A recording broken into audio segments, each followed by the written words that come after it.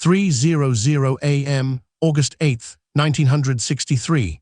The lights on the Royal Mail train flickered, then died. That sudden blackout wasn't a mechanical failure. It was the precise, calculated first move in what would become known as the Great Train Robbery, an audacious heist that netted a staggering sum and etched itself into criminal lore. This wasn't some spur-of-the-moment smash and grab. This was a meticulously planned operation, months in the making, targeting a specific train known to carry vast amounts of cash, the up special from Glasgow to London. The mastermind, or at least one of the primary architects, was Bruce Reynolds, a London antique dealer by trade, but a seasoned criminal by inclination. Reynolds had a reputation for intricate planning and bold execution. He assembled a diverse crew of 15 men, each with specific skills: muscle, drivers, lookouts, and those with intimate knowledge of railway operations. Among them were Ronnie Biggs, Charlie Wilson, and Buster Edwards, names that would soon become infamous.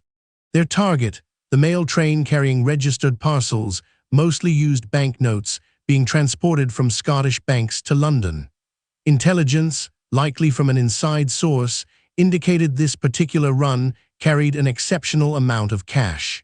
The chosen location for the ambush was Bridego Railway Bridge in Buckinghamshire. It was isolated, dark, and crucially, just before a signal box the gang needed to manipulate. The plan hinged on altering the railway signals. A red light would stop the train. The green and amber signals were covered, preventing the driver from seeing the true status of the line ahead. When the train inevitably stopped, driver Jack Mills and co-driver David Whitby were surprised by figures boarding the locomotive. Mills was struck on the head with a metal bar, an act of violence that marked a dark turn. The gang detached the two high-value carriages, including the sorting carriage, from the rest of the train. The original plan was to drive the entire train to a remote bridge, but this proved too complex for their stand-in driver. Instead, they drove the two carriages less than a mile down the track to Sears Crossing, where a fleet of getaway vehicles awaited. This minor deviation added unexpected pressure to their already tight timeline.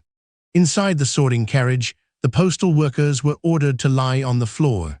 The gang, using axes and crowbars, began to break open the mail sacks, revealing their contents, bundles of crisp banknotes. The sheer volume of money was almost overwhelming. They had expected a large sum, but the actual haul was beyond their wildest estimates. £6 million, equivalent to over £55 million today. It took 20 minutes to unload. The gang transported their loot to Leatherslade Farm, a remote hideout they had purchased months earlier. Here, they celebrated, divided the spoils, and meticulously cleaned the farmhouse to remove any trace of their presence. However, a small mistake proved critical. One of the gang members, unable to resist, played Monopoly with real money. A fingerprint was left on a board, a tiny detail that would later help unravel their carefully constructed alibi. The police investigation, led by Detective Chief Superintendent Tommy Butler, was swift and extensive. The scale of the robbery demanded immediate action, and the public outcry was immense. Within days, Leatherslade Farm was discovered. Forensic teams meticulously scoured the property, recovering crucial evidence, including the Monopoly board and other items that linked the gang members to the crime. Many of the robbers were apprehended and eventually convicted, receiving lengthy prison sentences. However, some, like Ronnie Biggs, famously escaped and lived as fugitives for years, becoming almost folk heroes in certain circles.